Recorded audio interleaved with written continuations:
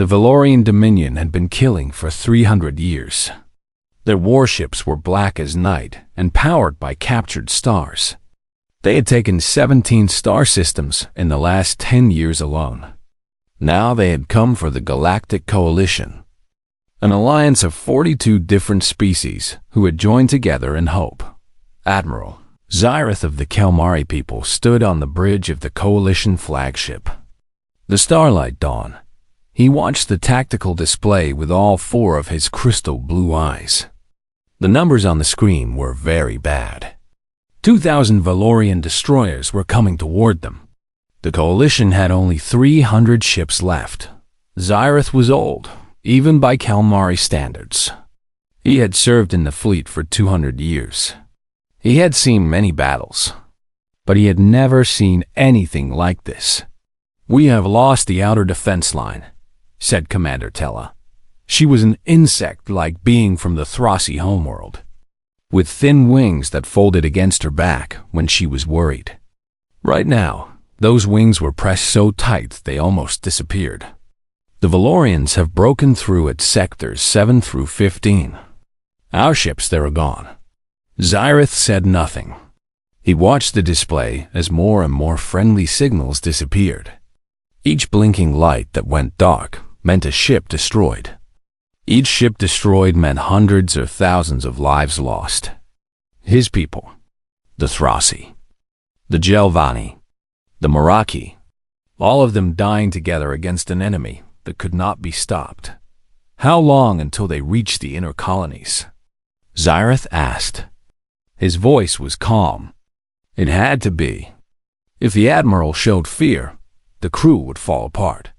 "At their current speed, 6 hours, Tella said. "Maybe less. They are not slowing down. They are not stopping to secure what they have taken. They are coming straight for us." High Delegate Morven of the Throssi floated into the bridge. His body was soft and boneless, with many tentacles that moved constantly. Patches of light on his skin changed color with his emotions. Right now, those patches were dark blue, almost purple, the color of deep fear. "I have spoken with the Council," Morven said. "They want options." "Any options?" "The civilian evacuation is not going fast enough. If the Valorians reach the inner colonies before we finish..." He did not need to finish the sentence. Everyone on the bridge knew what the Valorians did to the populations of worlds they conquered. The word was harvest. No one liked to talk about what it really meant.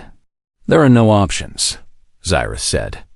"We have sent every ship we have. We have used every weapon we possess. The Valorians have better technology, more ships, and they do not get tired. They do not stop. They do not negotiate. There must be something," Morven insisted. His tentacles twisted together in anxiety. "Some weapon we have not tried. Some ally we have not asked for help." The bridge went quiet. Very quiet. Zyrith could hear the hum of the ship's engines, the soft beeping of the displays, the breathing of his crew. He could also hear what no one was saying. "No," he said firmly. "Do not even think it." "Admiral," Tella said softly, "perhaps we should at least discuss." I said no. Zyrith turned all 4 eyes toward her. The Galactic Accord of 2847 was very clear. They are never to be contacted for military purposes. Never to be awakened. The Accord exists for a reason. The Accord was written to protect the galaxy from them, Morven said slowly. His light patches flickered as he thought. "But perhaps now we need protection by them." Another cluster of friendly signals disappeared from the display. Somewhere out there, 5 ships had just been destroyed. 2,000 crew members had just died. Zyrith felt each loss like a physical pain in his chest.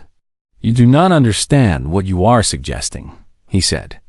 "My grandfather served in the Proxima Intervention. He was there when they came. He told me stories that still give our family nightmares, 3 generations later." "Tell us," Tella said. "Please, Admiral." If we are going to discuss this, we need to know. Xyrath closed his eyes. He did not want to remember, but his crew deserved to understand why the galaxy had decided, over 100 years ago, to put an entire species in a cage. They came from a small blue world, third planet from an average yellow star. They call it Earth. When we first found them, they were primitive. They had only just begun to reach for space. We thought they would be easy to manage. We thought they would be grateful for our guidance.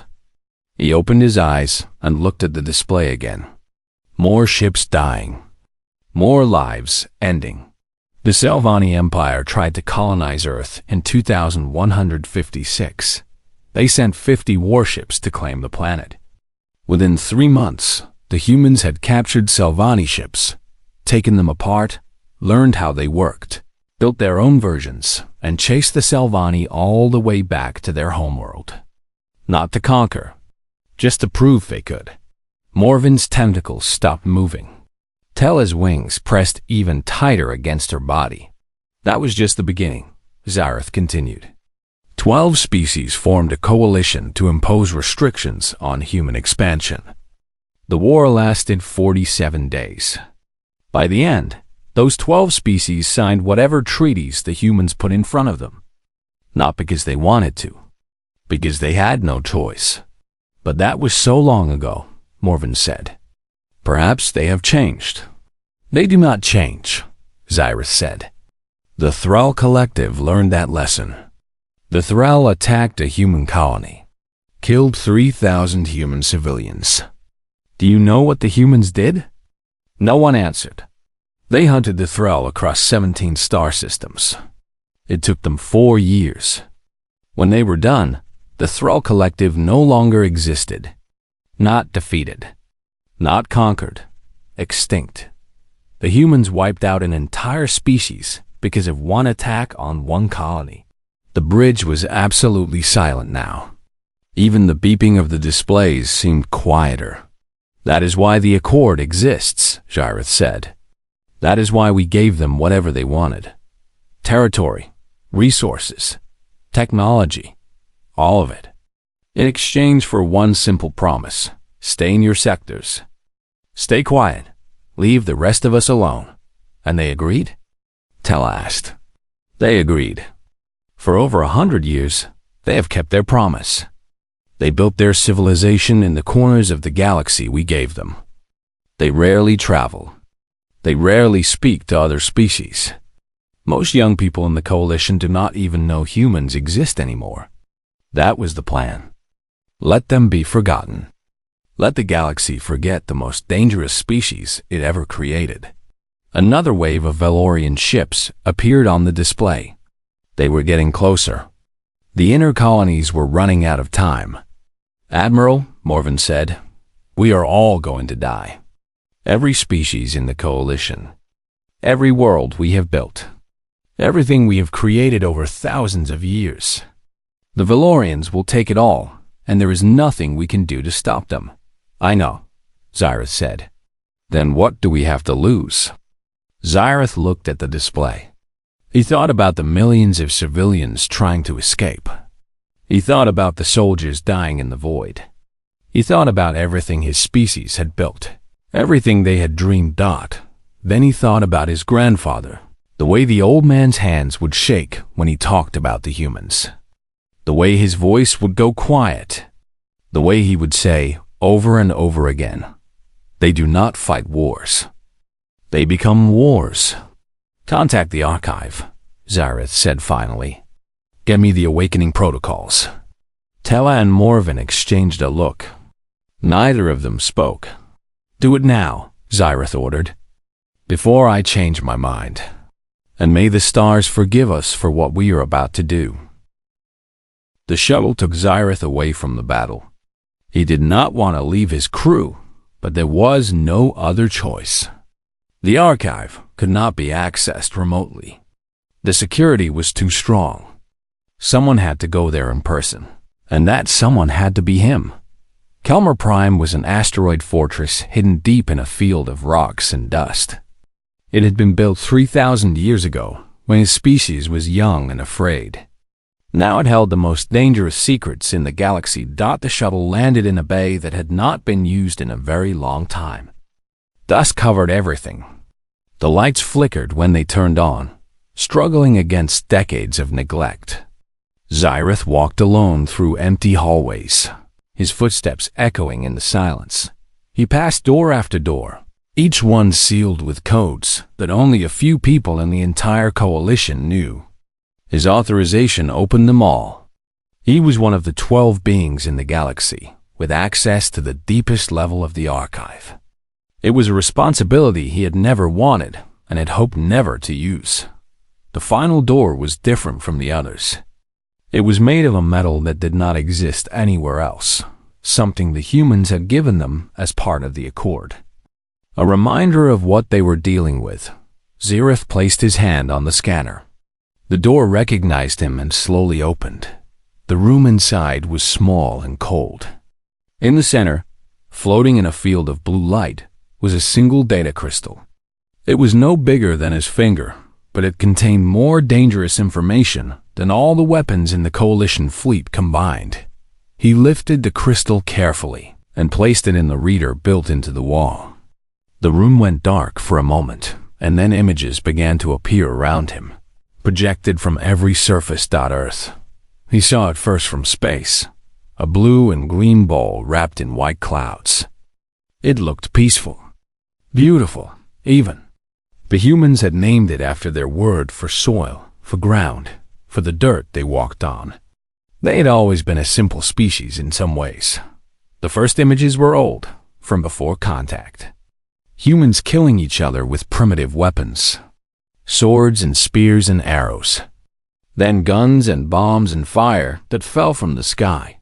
They had been at war with themselves for their entire history, fighting over land and resources and ideas that they could not agree on. Species summary, a calm voice said. Humans, origin, Earth, soul system, physical characteristics, bilateral symmetry, endoskeleton, carbon-based biology. Average lifespan at time of contact, 78 standard years. Current average lifespan, 320 standard years with medical intervention. The images changed. First contact. A Selvani exploration ship finding Earth, scanning its signals, intercepting its broadcasts. The Selvani had watched human television for 6 months before making their decision. They saw a primitive world divided into hundreds of small nations, constantly fighting, barely able to leave their own atmosphere. Easy prey, the Selvani had thought. A simple conquest. First Contact War, 2156, the voice continued. The Selvani Empire deployed 50 warships to claim Earth. Initial projections estimated complete planetary control within 2 standard weeks. Xyrith watched the battle play out. The Selvani ships had entered Earth's orbit expecting no resistance. They had found missiles instead. Nuclear missiles, the crude weapons humans had built to destroy each other. The Selvani shields held, but the humans had learned something important from that first exchange. The enemy could be hit. Within 1 week, humans had captured a damaged Selvani scout ship. Within 2 weeks, they had figured out how its engines worked. Within 1 month, they had built their own version. It was ugly and dangerous, and probably killed as many humans as enemies in those early days. But it flew. The Selvani Empire withdrew from Earth space after 97 standard days, the voice said. Human casualties, approximately 2 million. Selvani casualties, 48 warships destroyed, 2 captured. Total Selvani personnel losses, approximately 64,000. The images showed the human ships chasing the Selvani fleet. Crude vessels held together with welding and hope, piloted by people who had never left their own planet before. They chased the Selvani for 3 weeks, attacking supply lines, destroying stations, making sure the message was clear, come back. Following the First Contact War. Humans began rapid expansion into local space. Colony ships were launched within 5 years. The human population spread across 17 systems within 50 years. Xyrath watched the growth. It was unnatural. Other species took thousands of years to colonize a single system. Humans did it in decades. They adapted to every environment. Worlds too hot, too cold, too dry, too wet. It did not matter. They built shelters and machines and found ways to survive. The Proxima Intervention, 2234, the voice announced. A coalition of 12 species attempted to impose restrictions on human expansion, citing concerns about resource competition and territorial security. The images showed the war. It was not really a war, Xyrath thought. It was a lesson. The coalition had assembled a fleet of 800 ships, the largest military force ever gathered at that time. They had blockaded human space, cut off their supply lines, demanded surrender. The humans had responded by attacking on 4 different fronts simultaneously. Not defensive actions. Not attempts to break the blockade. Full offensive operations, striking deep into coalition territory, targeting command centers and communication networks. The intervention ended after 47 standard days, the voice said. Coalition casualties, 612 ships destroyed. Human casualties, 189 ships destroyed. Treaty of Proxima signed on day 48. All coalition demands withdrawn. Human expansion continued without restriction. Xyrath felt cold. His species had not been part of that coalition, but he knew people who had been. They never talked about it. They never wanted to remember. The harvest of Cygnus 7, 2298, the voice continued. A human colony of approximately 12,000 civilians was attacked by the Thrall Collective. The Thrall consumed the neural tissue of 3,000 human colonists before human military forces arrived. The images that followed were difficult to watch. The Thrall had been a predator species, feeding on other sentient beings. They had existed for millions of years, moving from system to system, taking what they needed. They had never encountered humans before. Human response to the Cygnus 7 attack began within 6 standard hours of the initial distress call. Human military forces pursued Thrall vessels across 17 star systems over a period of 4 standard years. Xyrath watched the hunt. That was the only word for it. The humans did not try to negotiate. They did not try to establish boundaries or agreements. They simply chased the Thrall wherever they went, destroying every ship, every station, every colony. Final status of the Thrall Collective: extinct. No surviving populations have been detected in the 127 years since the conclusion of operations. The room went quiet. The images faded to darkness. Xyrath stood alone in the cold, thinking about what he had just seen: an entire species wiped out. Not because of territory or resources. Because they had hurt humans. Because they had made humans angry. Galactic Accord of 2847, the voice said. Following decades of negotiation, the Galactic Coalition reached an agreement with the United Earth government. Humans would restrict their activities to designated sectors of space. In exchange, they would receive guaranteed resources, technological sharing, and complete autonomy within their territories. The final images appeared. Human diplomats sitting across from representatives of 42 different species, signing documents, shaking hands and tentacles and claws. Everyone smiling. Everyone relieved.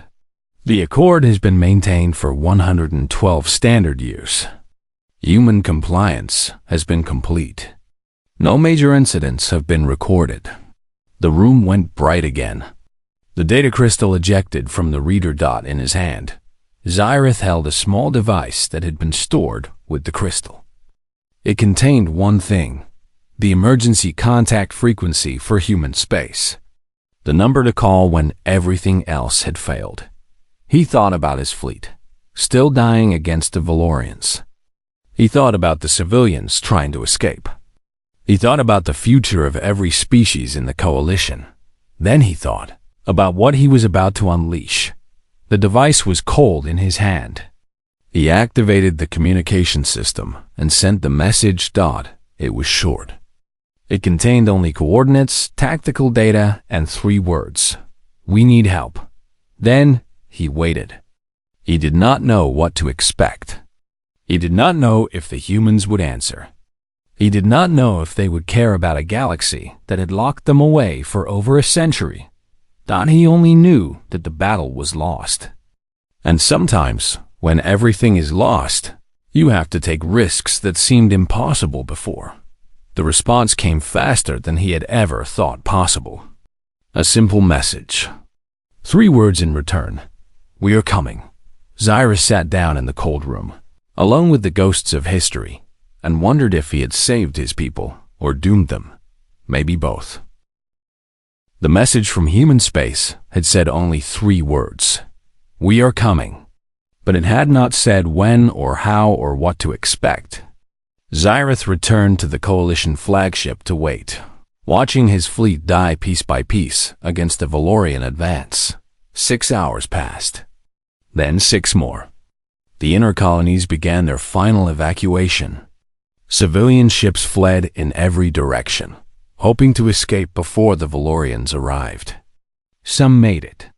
Many did not. Commander Tella stood beside Zyrith on the bridge, watching the tactical display with tired eyes. Her wings had not relaxed since the battle began. She looked like she had not slept in days, which was probably true. Admiral, she said quietly, do you think they will really come? I do not know, Zyrith admitted. The message said they would. But we locked them away for over 100 years. We treated them like dangerous animals. They have every reason to let us die. Then why send the message at all? Zyrith had asked himself that question many times since leaving the archive. The truth was uncomfortable, because we had no other choice. Because I would rather take a chance on an old enemy than watch my people be destroyed by a new one. The tactical display flickered. Everyone on the bridge went still. What was that? High Delegate Morven asked. He'd not left a bridge since the beginning. His tentacles were pale and limp, a sign of extreme stress in his species. The display flickered again. Then all the screens went dark. For a long moment, nothing happened. Zyrith could hear his own heartbeat in the silence. Then a single image appeared on every screen. A human face. The human was male, with gray hair cut very short and lines around his eyes that spoke of age and experience. His expression was calm, almost peaceful. But his eyes were the eyes of someone who had seen many things and forgotten none of them. This is Fleet Admiral Raymond Cole of the United Earth Defense Force, the human said. His voice was deep and steady. We received your request. We have questions. Zyrith stepped forward, trying to ignore the fear that had suddenly appeared in his chest. Admiral Cole, I am Admiral Zyrith of the Kelmari Fleet. I sent the message. I am grateful that you responded. We know who you are, Cole said. We have been watching your war for 7 months. Our observation posts detected the Valorian advance before it reached your outer territories. 7 months. Zyrith felt his stomachs turn. They had been watching the entire time. Watching and waiting while his people died. If you knew, he said, trying to keep his voice level, why did you not help sooner? Because you did not ask. Cole's expression did not change. The Galactic Accord was clear. We stay in our sectors. We do not interfere. We keep our promise, even when others are breaking theirs around us. The Valorians are not part of the Accord. No, they are not. But you are. And for over 100 years, you have wanted nothing to do with us. You have told your children that we are monsters. You have hidden our history in locked archives. You have tried to forget we exist. Cole paused. So our question is simple. Why should we help you? The bridge was completely silent. Xyrith could feel the eyes of his crew on him, waiting for his answer. He could feel the weight of everything that was happening, everything that was about to happen. Because the Valorians will not stop with us, he said. They will keep expanding. They will keep conquering. Eventually, they will reach your borders. Eventually, Cole agreed. In perhaps 200 years, by our calculations. That is a long time. We can prepare. We can build more ships, more weapons, more soldiers. We do not need to fight this war now. He tilted his head slightly. Try again. Xyrith did not know what to say. He had expected anger from the humans. He had expected demands for payment or territory or revenge. He had not expected this calm questioning, this patient waiting for something he did not understand. What do you want me to say? He asked finally. The truth. Cole's voice softened, just a little. The Galactic Accord was not really about keeping us contained, Admiral. It was about keeping you comfortable. It was about allowing your species to pretend that you were the advanced ones, the civilized ones, the wise and ancient peoples who had built great civilizations among the stars. And all the while, you knew that if real danger ever came, you would come to us. The violent apes from the little blue world. The monsters you tell your children about. Xyrith felt something break inside him. Not anger. Something older and harder to name. Something like shame. So the question remains, Cole continued. Why should we help you? Because we are asking. The words came out before Xyrith could stop them. Because we were wrong. We were wrong to fear you, wrong to cage you, wrong to pretend we were better than you. We looked at your history and saw only the violence. We did not see the kindness or the courage or the sacrifice. We saw what we wanted to see, and we used it as an excuse to treat you like animals. The bridge was very quiet now. Tella had stopped moving entirely. Morven's light patches had gone pale with shock. And now we are dying, Xyrith continued. Every hour, more of my people are killed. Every hour, the Valorians get closer to our homes, our families, our children. And I am standing here, talking to someone we tried to forget, asking for help that we do not deserve. That is all I have. That is the truth. For a long moment, Admiral Cole said nothing. His face showed no emotion. His eyes gave away nothing. Then, slowly, he smiled. It was a small smile, barely there, but it changed everything. Admiral Xyrith, Cole said. That is the first honest thing any of your species has ever said to us. He turned his head, speaking to someone off the screen. Wake them up. Wake them all up. Full mobilization. Tell the fleet commanders we are going to war. Xyrith heard sounds in the background of the transmission. Alarms, running footsteps, shouting voices. The sounds of a military machine coming to life after a very long sleep. We will be there in 18 hours, Cole said. Try to stay alive until then. And Admiral? Yes? When this is over, we are going to have a very long conversation about the future. But for now, focus on survival. Help is coming. The transmission ended. The screens returned to normal, showing the tactical display with its dying ships and advancing enemies. But something had changed. The crew was standing straighter. Tella's wings had finally relaxed. Even Morven looked less afraid. 18 hours, Tella said. Can we hold for 18 hours? Xyrith looked at the display. It would be close. It would be very close. But for the first time since the battle began, he felt something he had almost forgotten. Hope. All ships, he said into the fleet communication channel. This is Admiral Xyrith. Help is coming. The humans are coming. I need you to hold the line for 18 more hours. I know you are tired. I know you are afraid. But we are not alone anymore. Hold the line. Help is coming." The responses came back immediately. Hundreds of ship captains, speaking in dozens of languages, all saying the same thing. We will hold on, and somewhere, in the distant corners of the galaxy that had been forbidden for over a century, the humans were waking up. They were putting on their armor and loading their weapons and climbing into their ships. They were coming, and nothing in the galaxy would ever be the same. Supreme Executor Veth of the Valorian Dominion had never known confusion in battle. His species had been perfecting the art of war for 3,000 years. Every variable was calculated. Every outcome was predicted. Every enemy was measured and found wanting. The coalition had been no different. Their ships were slower, their weapons weaker, their tactics predictable. They fought like prey animals, defensive and desperate. Veth had crushed them without effort, without concern, without a single moment of doubt. Until now. Unknown vessels entering the sector, his tactical officer reported. Her voice had a strange quality that Veth had never heard before.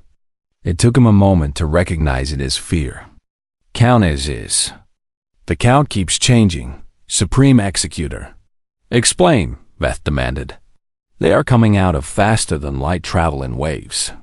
First count was 200 ships. Now it is 400. Now 700. She looked up at him, her gray face pale. "They are still coming." Veth turned to the main display.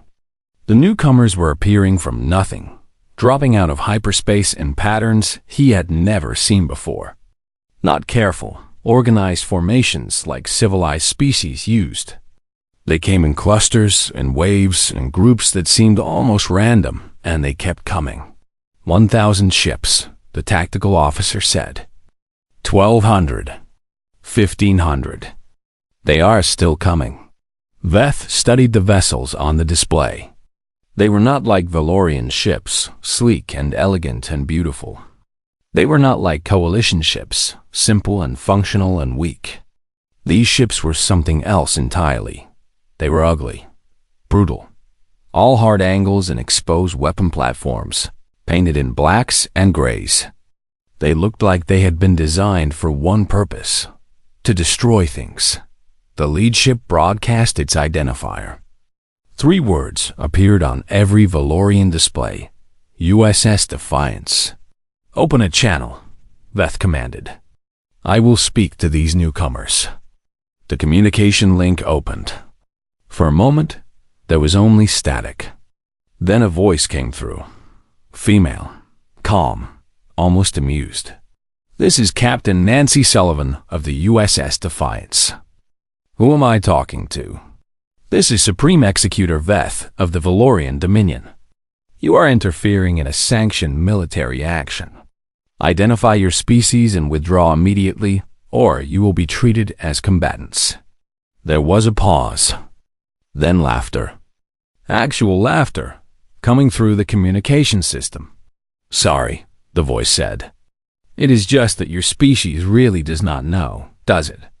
You have been out here conquering and killing, and you never bothered to learn who else lives in this galaxy." "I am not interested in your words," Veth said. "I am interested in your actions. Withdraw now, or face destruction." "Let me be clear," the voice replied. "We are humans. You have probably never heard of us. That is okay. You are about to learn. The Coalition is under our protection now. We are giving you one chance to turn around and go home. If you do not take it, we are going to do something you will not enjoy." Veth felt something unfamiliar rise in his chest. Insult. This primitive creature, commanding these ugly ships, was actually threatening him. "You are outnumbered nearly 2 to 1, he said. "Your ships are smaller than ours. Your weapons are unknown. You cannot possibly hope to." "See, that is where you are wrong," the human interrupted. "We are not here to possibly anything. We are here to definitely something. Your one chance is now over, by the way. You should have been faster. The communication link went dead. On the tactical display, the human fleet began to move. Not the careful approach that Veth had seen from every other species. Not the slow positioning, the tactical formations. The measured advance. They simply accelerated directly at his lines, spreading wide like the fingers of a hand reaching out to grab something. They are not forming proper battle lines, his tactical officer said. She sounded confused, almost offended. They are just charging. Then they will die quickly, Veth said. All ships, open fire as soon as they enter range. The Valorian fleet unleashed its weapons. Beams of energy reached out across the darkness, each one powerful enough to cut a coalition ship in half. The first volley should have destroyed dozens of the ugly human vessels. The humans did not slow down. Their ships twisted and rolled and danced through the beams like they knew exactly where each shot would land. Most of the volley missed entirely. The few shots that hit were absorbed by shields that glowed bright blue and held firm. Then the humans fired back. Veth had expected energy weapons, like everyone else used. He had expected missiles, perhaps, or kinetic projectiles. He had prepared for all of these things. He had not prepared for what actually came. The human weapons punched through Valorian shields like they were not there. Ships that had withstood hours of coalition bombardment were torn apart in seconds. Explosions blossomed across his fleet, one after another. Report, Veth demanded, his voice tight with shock. What is happening? Their weapons. I do not understand their weapons. The tactical officer was working frantically at her console. They are using something we have never seen before. Some kind of focused gravitational pulse. It tears our shields apart from the inside. More explosions. More ships dying. Veth watched his beautiful fleet. 3,000 years of Valorian engineering and tradition, being ripped to pieces by these ugly vessels and their impossible weapons. But it was not the weapons that truly frightened him. It was what came next. Small craft launching from the human ships, another officer reported. Hundreds of them. They are heading for our damaged vessels. Boarding parties? Veth was confused. Why would they board us? They could destroy our ships from a distance. The answer came within minutes. Reports began flooding in from ships across his fleet. Humans in heavy armor, cutting through airlocks with strange tools. Humans fighting through corridors with weapons that fired solid projectiles, old and simple and brutally effective. Humans who did not stop, did not retreat, did not hesitate. They are not taking prisoners, an officer said quietly. They are not trying to capture the ships. They are just killing everyone. Then why board at all? Veth demanded. No one answered. But he knew. He understood, with a cold certainty that settled deep in his chest. They wanted the Valorians to see them coming. They wanted every soldier to know what was breaking through the door. They wanted the Dominion to experience fear before they experienced death. It was not just war. It was a message. Supreme Executor, his second officer said, we need to retreat. We need to retreat now. Veth looked at the display. 40% of his fleet was already gone. The humans were not slowing down. They were moving through his forces like fire through dry grass. Signal the retreat, he said. The words tasted like ash in his mouth. All ships fall back. Maximum speed. But the humans did not let them go easily. They pursued. They chased. Every ship that turned to run became a target, hit from behind while trying to escape. The retreat became a rout. The rout became a massacre. Within 3 hours, the battle was over.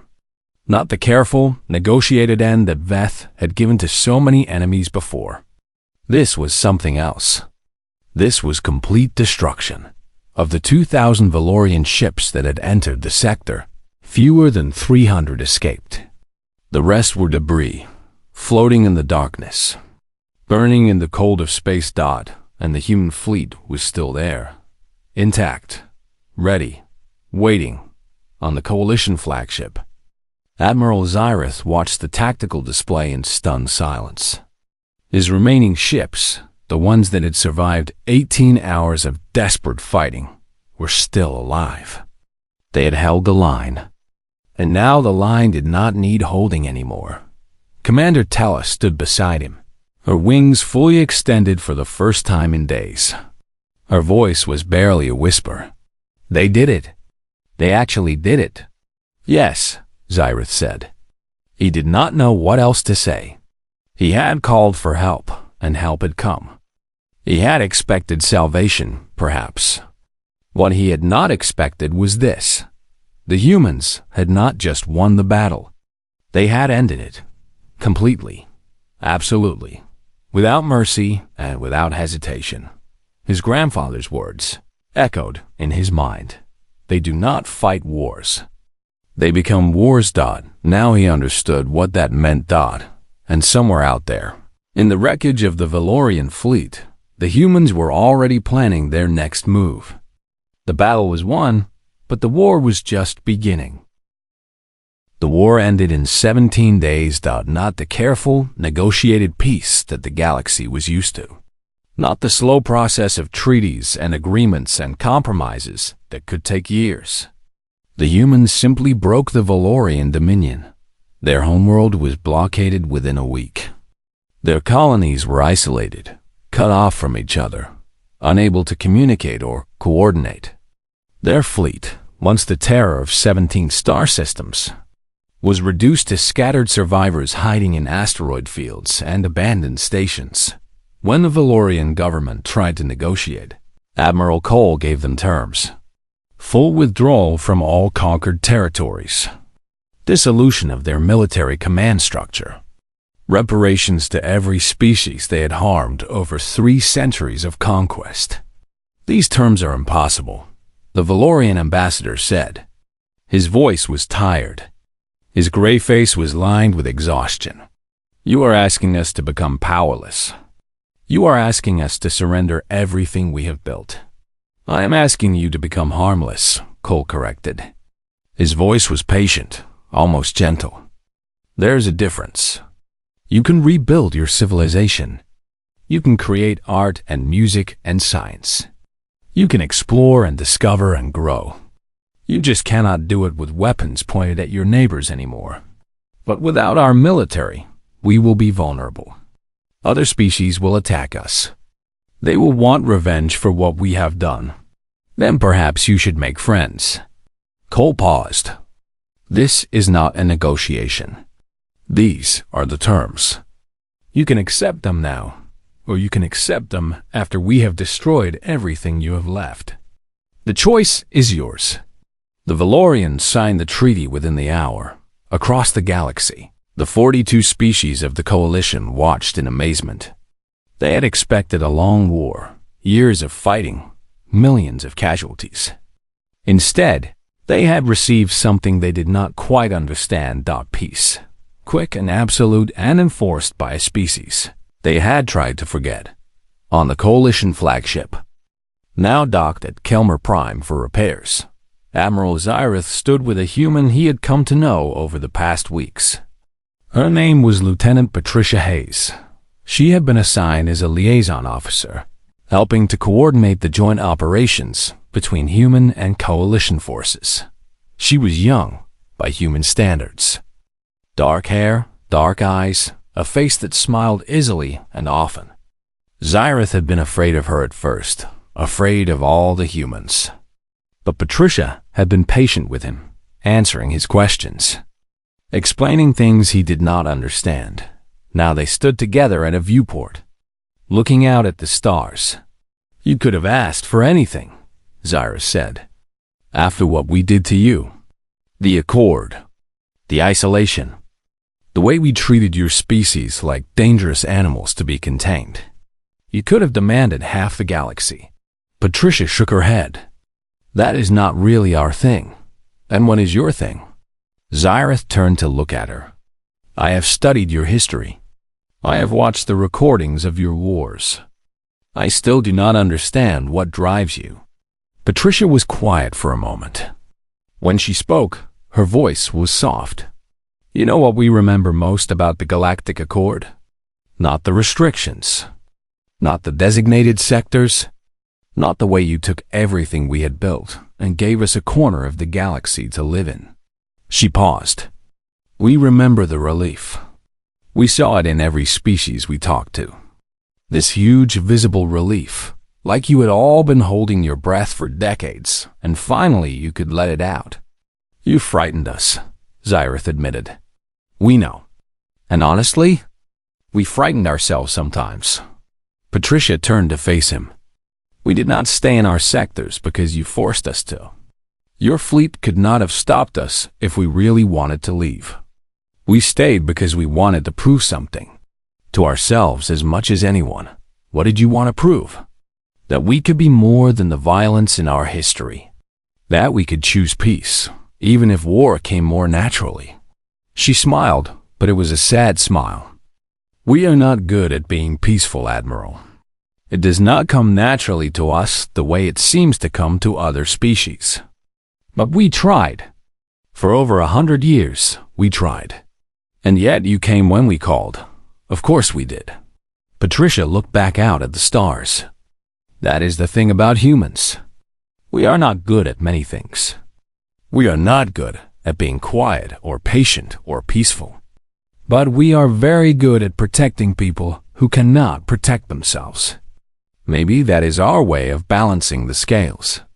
We do so much harm in our history, so we try to do good when we can. Xyrath thought about this. He thought about the stories his grandfather had told him, the nightmares of human violence that had haunted his family for generations.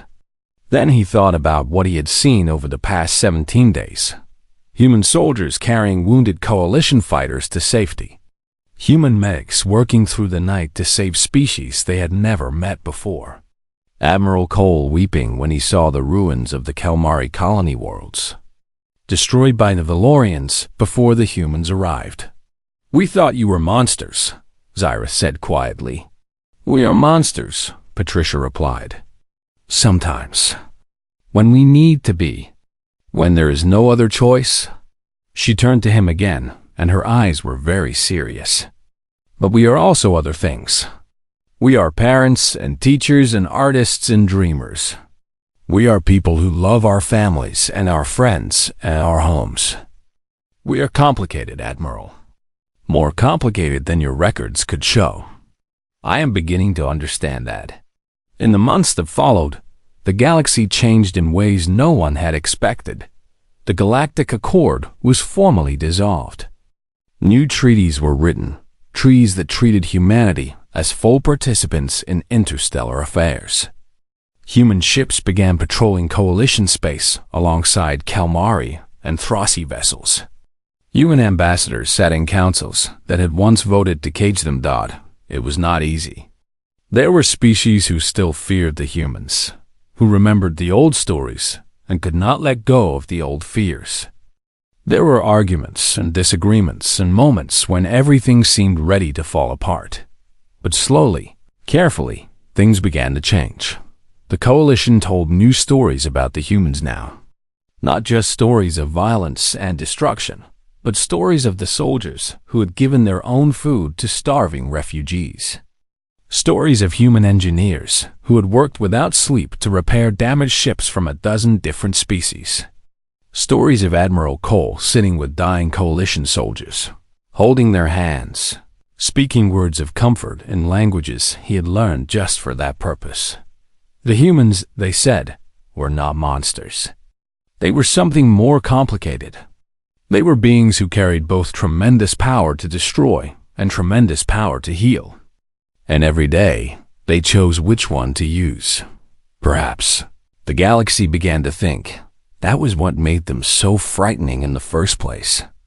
Not that they were violent by nature, but that their violence was always a choice. They could have been peaceful.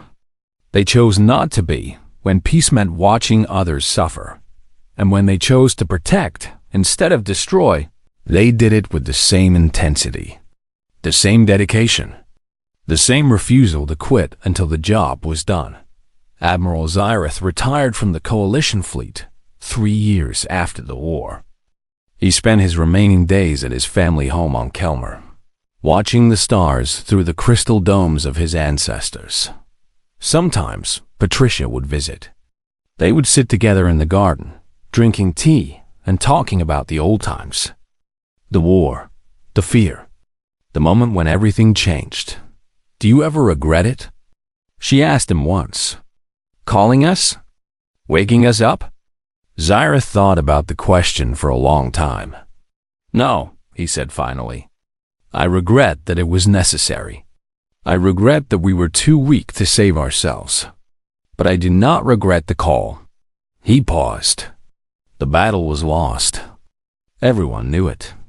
We were all going to die. And then you came, and everything was different. Patricia nodded slowly. "What do you tell your grandchildren? About the humans?" Zyrith smiled. It was a strange expression on his crystalline face, but he had learned it from human friends. "I tell them the truth," he said. "I tell them that once, the galaxy was afraid of a species from a small blue world. We feared them so much that we locked them away and tried to forget they existed. And then, when we needed help, when everything was lost, we called them anyway. And what did they do? They came." Zyrith looked up at the stars, thinking about all the things he had seen, all the things he had learned. They came, and they saved us. Not because they had to, not because we deserved it, but because that is who they are. The most dangerous species in the galaxy, and the most loyal. He was quiet for a moment.